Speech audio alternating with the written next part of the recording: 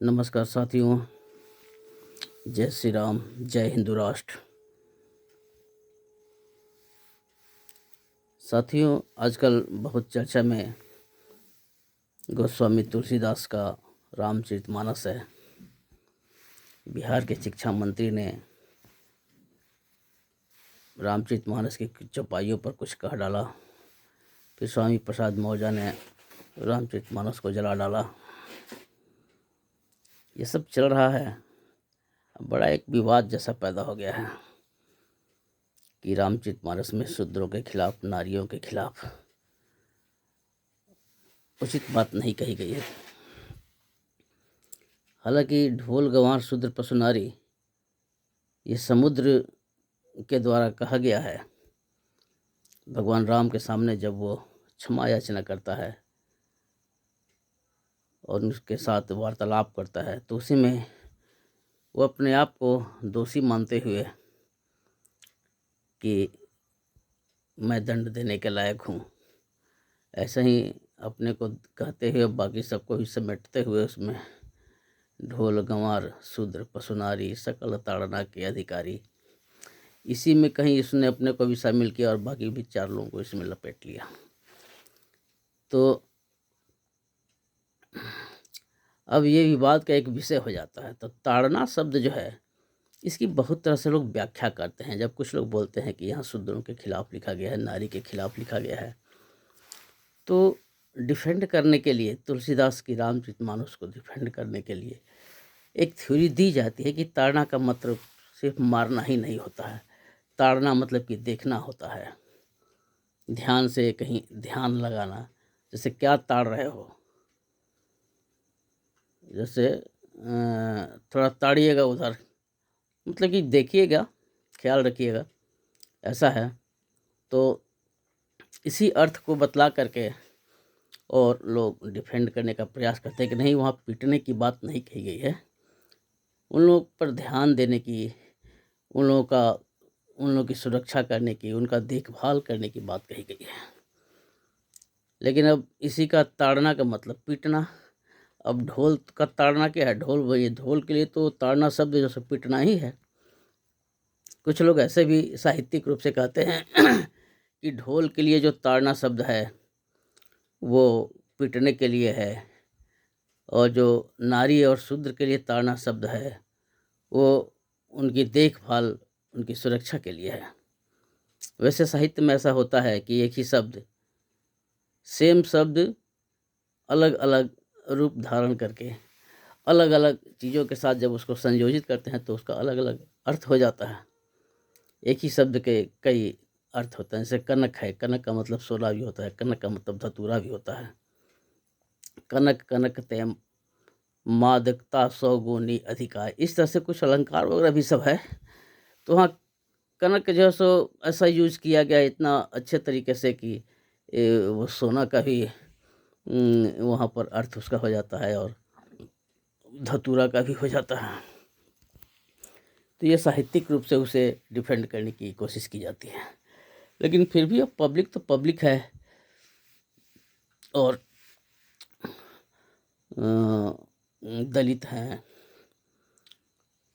जिनको दलित कहा जाता है, कुछ वो जातियां हैं, और फिर ओबीसी हैं, और शेड्यूल ट्राइब हैं। तो इन सब को कुछ लोग इस चौपाई का सहारा लेकर के और उकसाते हैं कि देखो तुमको रामचरितमानस में तुलसीदास ने ये क्या किया है, क्या कहा है, तुमको पीटने के लायक बताया है। तो इस सबसे समाज में एक विद्वेष फैलता है। वैसे हिंदू समाज में भी जब चर्चा होती है तो कुछ लोग कहते हैं कि दूसरे समाज के लोगों के ग्रंथों में, उनकी किताबों में नारी को पीटने की बात कही गई है, जबकि हम लोग नारी को पूजते हैं।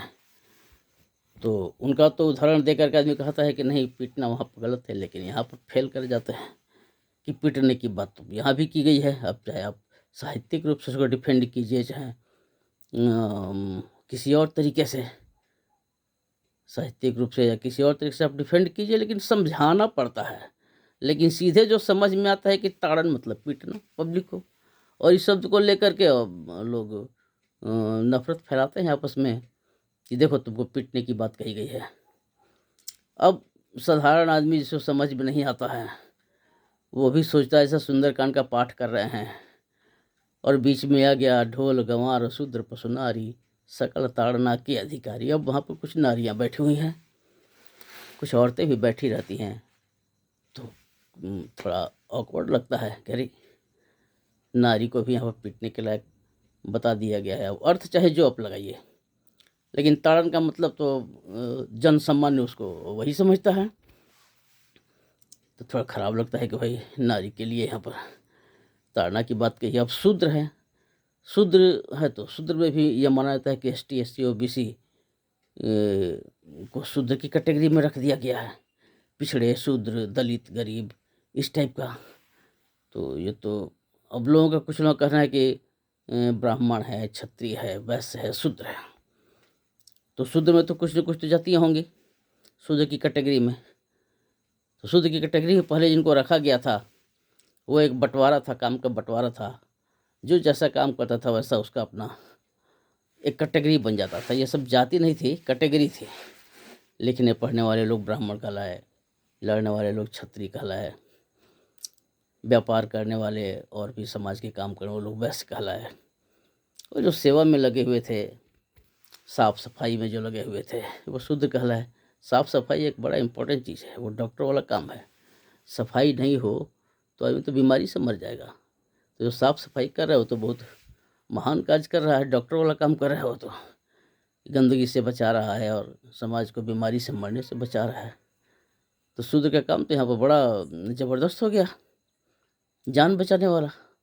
तो कहीं इसमें कोई ये नहीं है कि काम कोई बड़ा है या छोटा हो। अभी देखिए कि हर तरह के काम में हर जाति के लोग हैं। मैंने देखा है कहीं कहीं सफाई कर्मचारी में पंडित लगे हुए हैं, कहीं देख रहे हैं कि जो पहले जिनके लोग सफाई कर्मचारी थे उनके लोग बड़े बड़े अफसर बने हुए हैं, कोई प्रोफेसर बना है, कुछ बना हुआ है।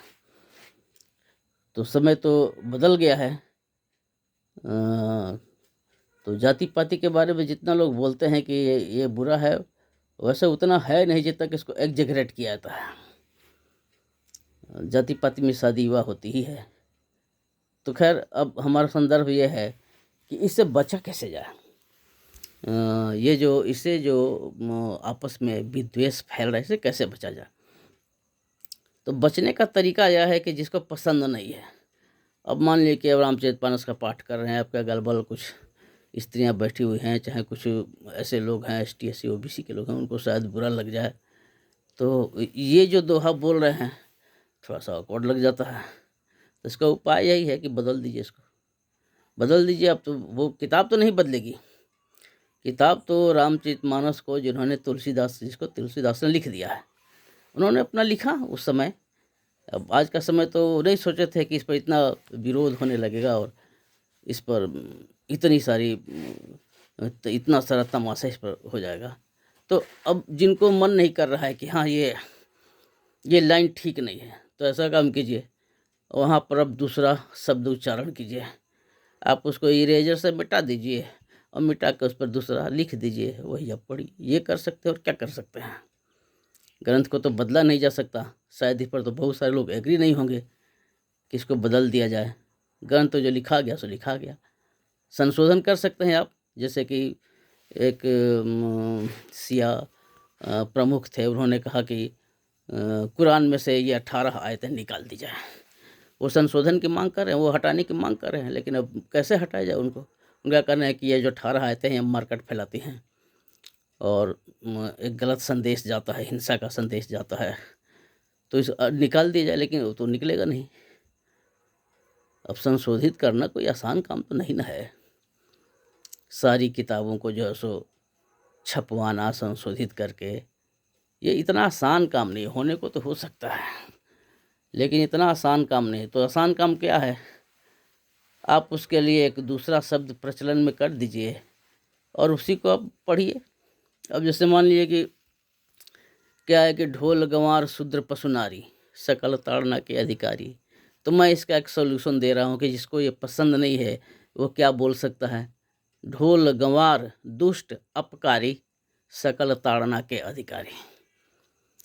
तो दुष्ट वास्तव में ताड़ना के अधिकारी होते हैं, और अपकारी मतलब कि जैसे उपकार का उल्टा, उपकार माने अच्छा करना, अपकार मतलब कि बुरा करना। तो जो बुराई करने वाले हैं, दूसरों को दुख देने वाले, दूसरों का बुरा करने वाले, इनको पीटने में क्या दिक्कत है? तो पिटाते ही है, पुलिस पीटती है इनको और समाज में और लोग पीटते हैं। तो यही शब्द अगर कर दिया जाए कि ढोल गंवार दुष्ट, ढोल गंवार दुष्ट अपकारी सकल ताड़ना के अधिकारी, तो बस इसको अपना ये करें, अपना बदल दीजिए।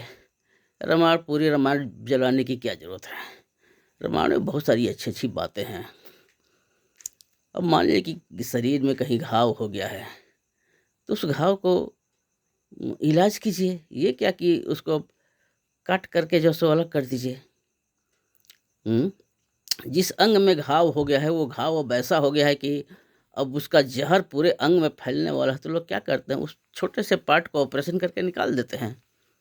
अपेंडिक्स का ऑपरेशन होता है, उसमें जहर फैलता है, तो उसको काट के निकाल दिया था। काट के निकाल के पूरा शरीर को तो नहीं, आदमी ये करता है कि नहीं अब पूरा शरीर ही को नष्ट कर दिया जाए। तो पूरे रामचरितमानस को जलाने की कोई आवश्यकता नहीं है। रामचरितमानस में एक से एक मार्मिक बातें हैं, एक से एक शिक्षा देने वाली बातें हैं। 99% से ऊपर रामचरितमानस सही है। एक दो चीज कहीं कहीं कर कुछ है तो उसको बदल दीजिए। तो इसी में जैसे कि ये हो गया, ढोल गंवार दुष्ट अपकारी सकल ताड़ना के अधिकारी। आप इसको बोलिए जला क्यों रहे हैं? छोड़िए, जलाने का कोई नहीं। आपके घर में जो रामायण पड़ी हुई है उसको तो आपको बदलने से कोई नहीं रोकेगा ना। अगर आपको उससे ज़्यादा खराब लग रहा है, आप क्या कीजिए, उसको ले करके एक तो भटना रहता है, उससे आप पोत दीजिए, और पोत के उसमें ये सब डाल दीजिए कि ढोल गंवार दुष्ट अपकारी सकल ताड़ना के अधिकारी। एक और भी ऐसे ही चौपाई है। वो चौपाई क्या है?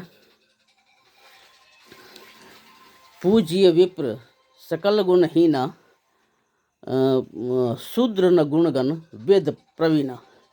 एक ये भी चौपाई उसमें आती है। तो इस चौपाई से कैसे बचा जाए? तो इस चौपाई का भी एक उपाय है। इस चौपाई का उपाय यह है कि आप कर दीजिए कि पूज्य शूद्र पुराण प्रवीणा और विप्र न पूज्य गुणगणहीना।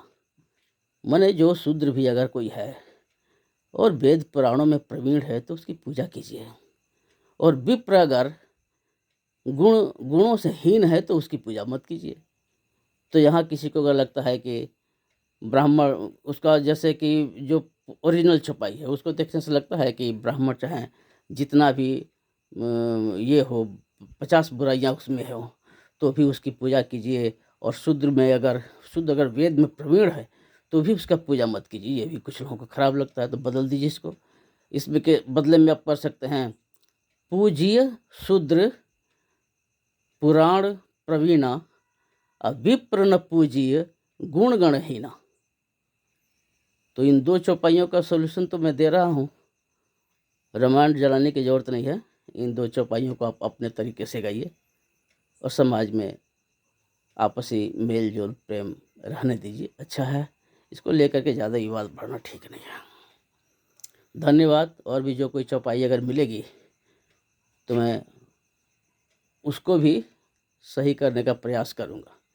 किताब मत बदलिए, तुलसीदास जी की रामायण को मत बदलिए, लेकिन आप वहाँ पर अपने लिए वो उच्चारण कीजिए। बदलना तो इतना आसान होगा नहीं, कितना बदलता रहेगा। लाखों किताब मार्केट में कहाँ कहाँ बदला जाएगा। आप अपने घर की किताब में अगर पसंद नहीं है तो बदल लीजिए। बाकी जो लोग हैं जिनको इससे कोई खास दिक्कत नहीं है तो वो अपना जैसा है वैसा करेंगे। धन्यवाद। जय श्री राम। जय हिंद राष्ट्र।